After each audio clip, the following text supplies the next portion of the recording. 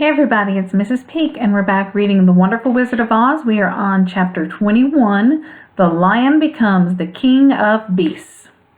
After climbing down from the China Wall, the travelers found themselves in a disagreeable country full of bogs and marshes and covered with tall rank grass.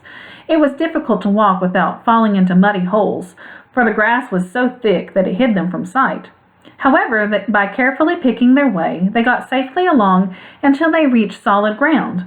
But here the country seemed wilder than ever, and after a long and tiresome walk through the underbrush, they entered another forest, where the trees were bigger and older than they had ever seen.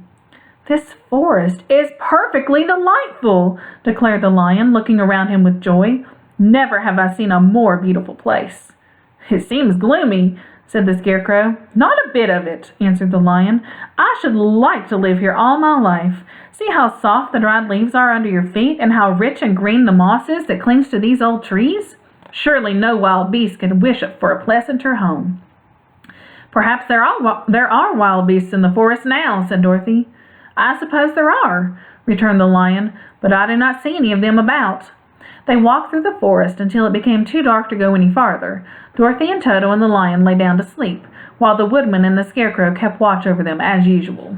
When morning came, they started again. Before they had gone far, they heard a low rumble, as of the growling of many wild animals.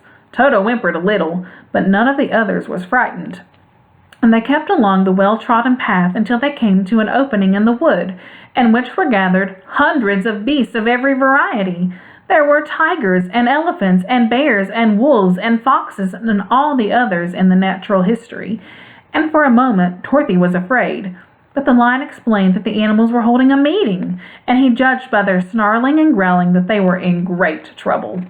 As he spoke, several of the beasts caught sight of him, and at once the great assemblage hushed as if by magic. The biggest of the tigers came up to the lion and bowed, saying, "Welcome, O King of Beasts! You have come in good time to fight our enemy and bring peace to all the animals of the forest once more." "What's your trouble?"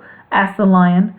"We are all threatened," answered the tiger, "by a fierce enemy which has lately come into this forest. It is a most tremendous monster, like a great spider, with a body as big as an elephant and legs as long as a tree trunk. It has 8 of these long legs, and as the monster crawls through the forest, he seizes an animal with a leg and drags it into his mouth, where he eats it as a spider does a fly. Not one of us is safe while this fierce creature is alive, and we have called a meeting to decide how to take care of ourselves when you came among us." The lion thought for a moment. "Are there any other lions in this forest?" he asked. "No. There were some, but the monster has eaten them all, and besides, none were as large and brave as you. If I put an end to your enemy, will you bow down to me and obey me as king of the forest?" inquired the lion. "We will do so gladly," returned the tiger. And all the other beasts roared with a mighty roar. "We will!" "Where is this great spider of yours now?" asked the lion. "Yonder among the oak trees," said the tiger, pointing with his forefoot.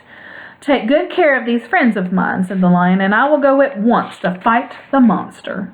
He bade his comrades goodbye and marched proudly away to do battle with the enemy. The great spider was lying asleep when the lion found him, and it looked so ugly that its foe turned up his nose in disgust.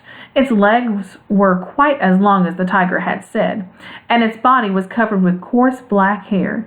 It had a great mouth with a row of sharp teeth a foot long, but its head was jointed to the pudgy body by a neck as slender as a wasp's waist. This gave the lion a hint of the best way to attack the creature, and he knew it would be easier to fight it asleep than awake. He gave a great spring and landed directly upon the monster's back. Then, with one blow of his heavy paw, all armed with sharp claws, he knocked the spider's head from its body. Jumping down, he watched it until the long legs stopped wiggling, when he knew it was quite dead. The lion went back to the opening where the beasts of the forest were waiting for him and said proudly, "You need fear your enemy no longer." Then the beasts bowed down to the lion as their king, and he promised to come back and rule over them as soon as Dorothy was safely on her way to Kansas. That's the end of the chapter. I'll see you next time. Bye, guys.